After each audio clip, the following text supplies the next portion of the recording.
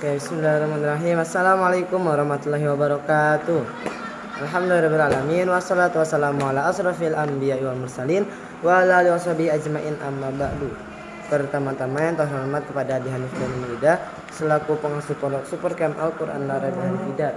Yang kedua yang terhormat kepada guru-guru MTSMA Al-Quran Al-Raib Hanifida, terutama kepada Miss Alfi selaku guru pengambil pelajaran kimia. Dan yang ketiga yang terhormat kepada kedua orang tua saya dan tidak lupa pula kepada teman-teman saya banggakan. Nah, jadi perkenalkan, nama saya Al-Hikam Tajul Aulia dari kelas 12 akan mempresentasikan tentang laporan praktek penurunan titik beku atau biasa disimbolkan dengan delta TB. Nah, jadi tujuan pembuatan praktek delta TB atau praktek penurunan titik beku ini adalah untuk menerapkan delta TB atau menerapkan penurunan titik beku dalam pembuatan es putar. Nah, jadi kita itu prakteknya itu dengan membuat es putar. Nah, kemudian dasar teori delta TB ini adalah bahwa titik beku larutan yang mengandung zat non volatil selalu lebih rendah daripada pelarut murni. Kemudian ada alat dan bahan. Nah, yang pertama ada alatnya. Yang pertama ada kaleng, baskom, dan termometer.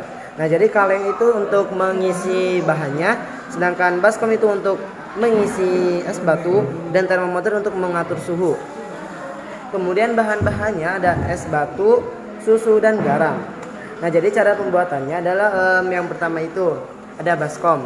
Nah, kemudian di baskom itu dikasih es batu dan dengan dituangkan garam. Nah, jadi reaksi antara es batu dengan garam inilah membuat penurunan titik beku. Nah, kemudian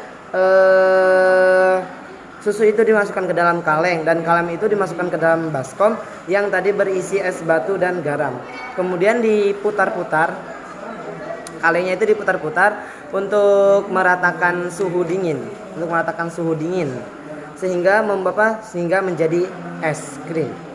Nah, kemudian hasil percobaannya adalah bahwa suhu larutan suhu larutan es batu dengan garam itu yang awalnya 0 derajat Celcius menjadi -8 derajat Celcius.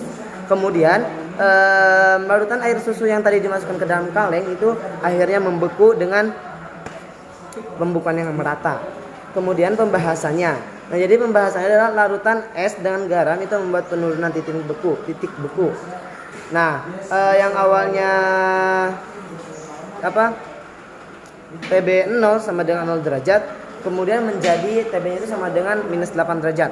Nah, jadi penurunan titik bekunya itu dari 0 derajat ke -8 derajat itu adalah 8 derajat. Nah, jadi penurunan titik bekunya itu adalah 8 derajat.